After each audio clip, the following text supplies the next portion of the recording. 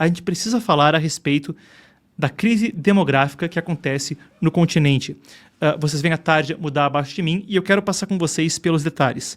Então, vamos lá. A manchete que vocês veem a meu lado começa a tratar da situação. Essa é do Financial Times, mas a notícia é confirmada basicamente por todos os veículos. É uma divulgação estatística que vem da própria União Europeia. Veio há dias atrás a notícia de que a 5,5%, confirma que o dado é isso, 5,5% de queda na natalidade, na taxa de nascimentos na Europa entre 2022 e 2023. Os dados são publicados agora, mas, claro, remetem ao período anterior. É algo grave. A Europa tem tido dificuldades de manter a sua força de trabalho e, claro, isso tem impactos também na economia.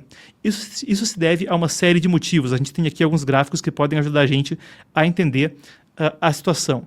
Mas, primeiro de tudo, vocês veem mesmo aqui o número.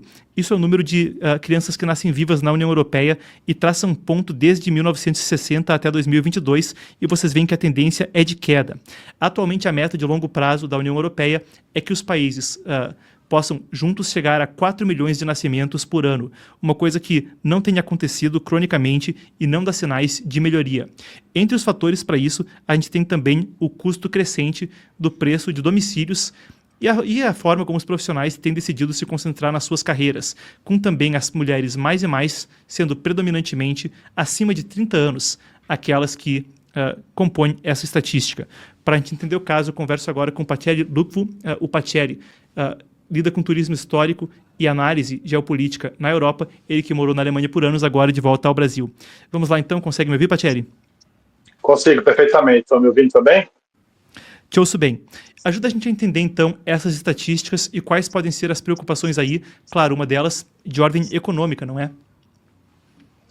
Perfeitamente. Eu acho que a Europa está começando a acordar para esse problema, né?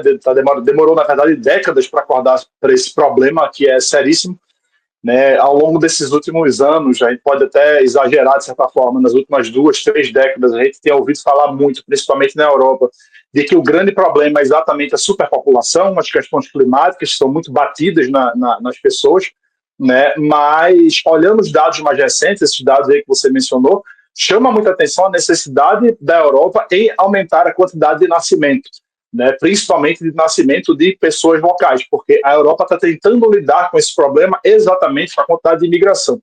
Então, tem uns dados muito interessantes, né, que a gente tem, que, por exemplo, de acordo com a Pew Research, por exemplo, se a gente pegasse o caso da Alemanha e o caso da Itália, mas no caso da Alemanha especificamente, se a gente não tivesse tido imigração na Alemanha entre o ano 2000 e 2020, nesses 20 anos, a população da Alemanha teria caído em 5 milhões de habitantes. A Itália tem uma população menor, ainda assim não é desprezível, né, obviamente, mas também se não tivesse imigração, a Itália teria perdido 1,5 milhão de habitantes. Então, imagina, a gente está falando aí de números gigantescos, né, números que estão na casa dos milhões, comparável à situação de guerra, né, a quantidade de perda de milhões de pessoas comparável realmente à situação de guerra. Isso do ponto de vista simplesmente demográfico, que óbvio que tem consequência para o aspecto econômico, como você bem disse, né, Marcos? Então, por exemplo, a Fortune, né, ela divulgou que entre agora onde a gente está, até 2040, por conta da queda da população, né, a diminuição da população, chamada população economicamente ativa, são aquelas pessoas que vão para o mercado de trabalho, estão economicamente ativas, né, a queda do PIB do bloco europeu pode chegar a 4% entre agora e 2040, simplesmente pela baixa natalidade.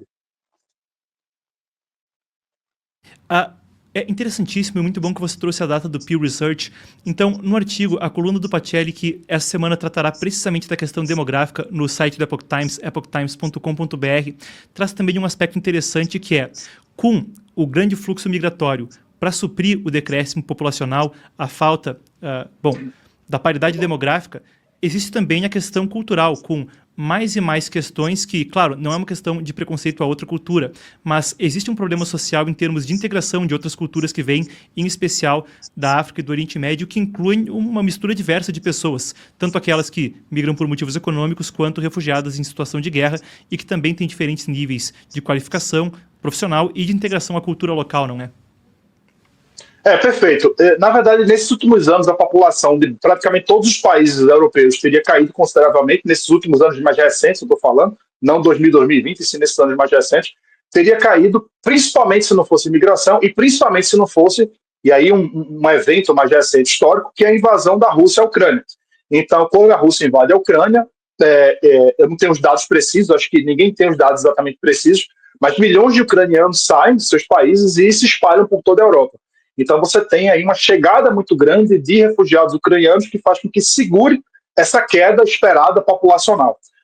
Outros tipos de imigração que aí vem de eventos mais antigos, no caso.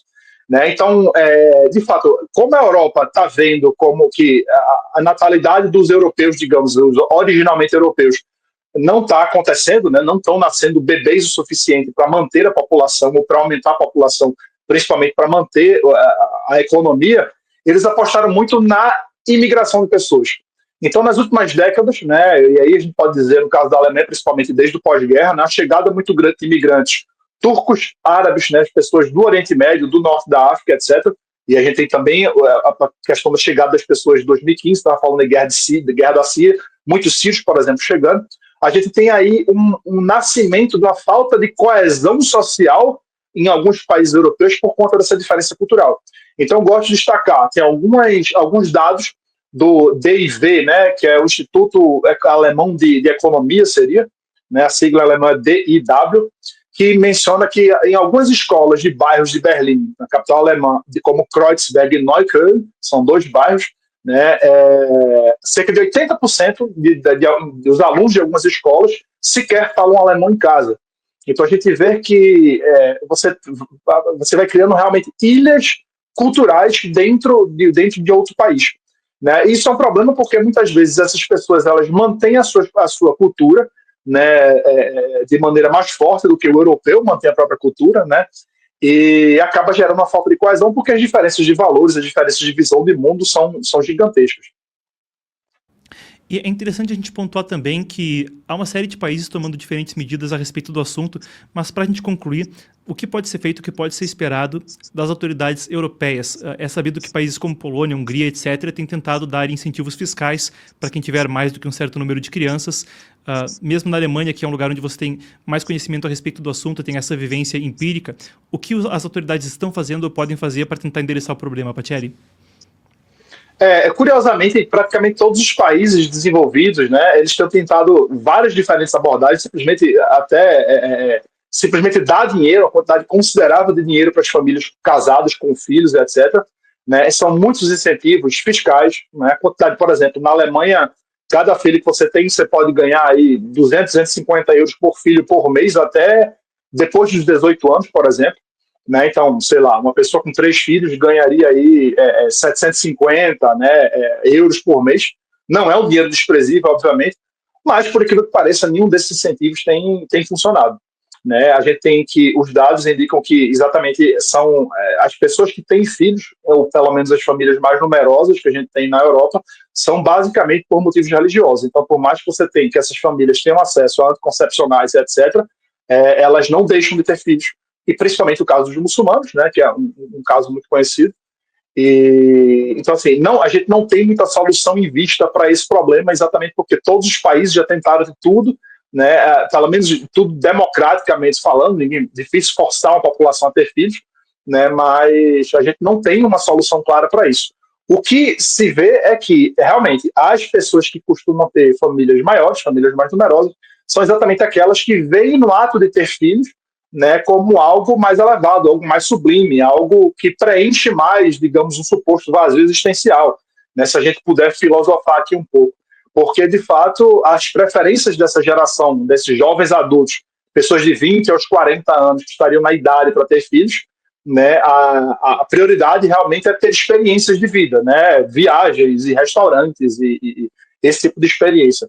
Então, você diminui muito, você tem a diminuição, por exemplo, dos valores familiares, que tira o incentivo das pessoas a firmarem laços de longo prazo, como casamentos, e ter o incentivo de ter filhos, por exemplo. Não, perfeito, e vale a pena destacar também que é um problema econômico imenso para os países em termos previdenciários também, porque em termos de previdência social e assistencialismo, a gente vai ver cada vez mais uma população pequena sustentando gente muito longeva por muito tempo, que vai requerer mais e mais gastos de saúde.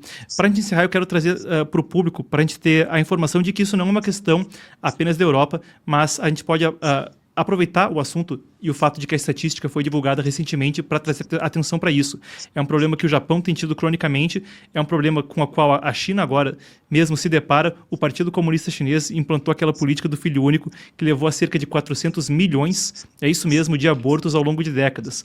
Agora é o contrário, estão tentando fazer com que as pessoas tenham 3 filhos ou mais de todas as formas, e aí até o Partido Comunista, para os membros, as medidas são cômicas em termos de autoritarismo, de tentar compelir as pessoas a terem filhos. No Brasil, o problema também não é pequeno. Taxa de fecundidade no Brasil está em 1,57 filho por mulher e o IBGE aponta queda acentuada desde 2000. Muito bem, a gente continua monitorando a pauta e muito obrigado pela participação, Pacelli. Muito obrigado, até a próxima. Perfeito, ouvimos então Pacelli Lukvo e, claro, importantíssimo a gente ficar atento à questão demográfica, porque, como eu disse, é uma coisa que tende a aumentar mais e mais gastos governamentais e as previdências são uma preocupação, claro, crescente para países pelo mundo.